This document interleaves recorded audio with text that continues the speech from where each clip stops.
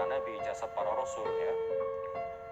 Kemudian yang kedua adalah syahidul ma'rokah, syuhadaul ma'rokah, jasad orang-orang yang mati syahid di medan perang melawan orang-orang kafir.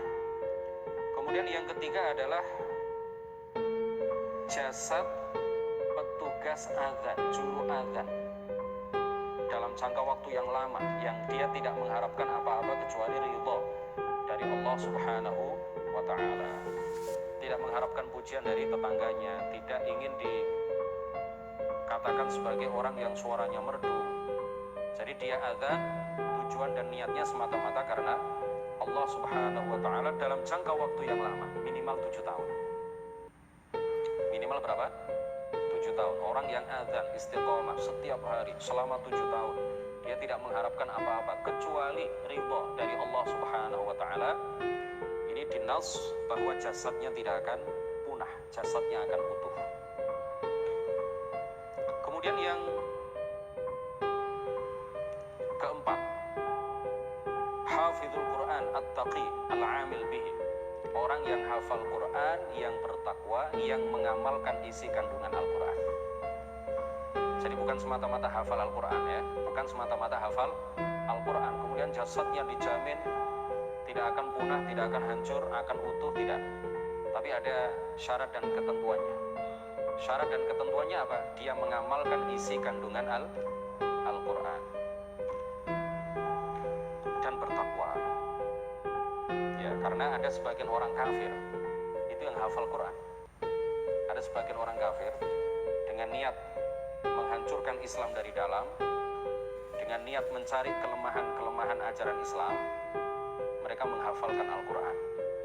Mereka juga mengarang beberapa kitab hadis ya, mengumpulkan beberapa hadis kemudian disatukan di dalam sebuah kitab atau berjilid-jilid kitabnya. Itu dilakukan oleh beberapa orang orientalis. Orientalis itu orang barat, orang Amerika, orang Kanada, orang Inggris, orang Eropa, kafir tetapi ingin mempelajari Islam dengan niat bukan mengokohkan keimanan, bukan dengan niat berkhidmat kepada Islam, tetapi niatnya apa? Mencari kelemahan Islam, mencari di mana kelemahan Islam. Dipelajari Islam bukan untuk menguatkan Islam dan menguatkan keimanan mereka, karena mereka bukan orang yang beriman, tetapi niatnya apa? Untuk mencari-cari kesalahan, kelemahan ajaran-ajaran agama Islam. Nah, orang yang seperti ini, orang kafir hafal Quran, kalau mati ya jasadnya hancur, jasadnya pasti tidak utuh, karena dia bukan orang yang beriman, apalagi bertakwa, apalagi mengamalkan isi kandungan Al-Quran. Jadi yang dijamin utuh jasadnya itu salah satunya siapa? Orang yang hafal Quran, yang bertakwa dan mengamalkan isi kandungan Al-Quran.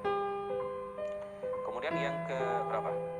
Yang kelima adalah al-alim at-taqi al-muhtasib, orang yang ahli ilmu, ulama ahli ilmu, yang mengamalkan ilmunya, artinya yang bertakwa, dan dia tidak mengharapkan apa-apa ketika belajar dan mengajarkan ilmu kecuali ridha dari Allah Subhanahu wa ta'ala.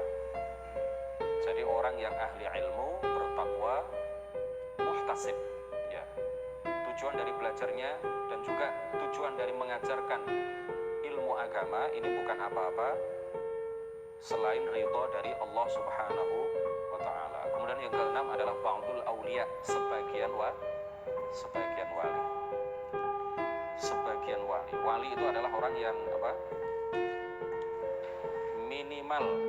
Minimal tahap pertama, tahap paling awal untuk meraih derajat kewalian itu adalah mempelajari ilmu agama yang fardhu ain. Minimal ilmu agama yang fardhu ain, kemudian diamalkan. Ya, artinya orang yang melakukan semua kewajiban, meninggalkan semua yang diharamkan, kemudian dia rutin di dalam melakukan perkara sunnah walaupun hanya satu macam, walaupun hanya satu jenis perkara sunnah.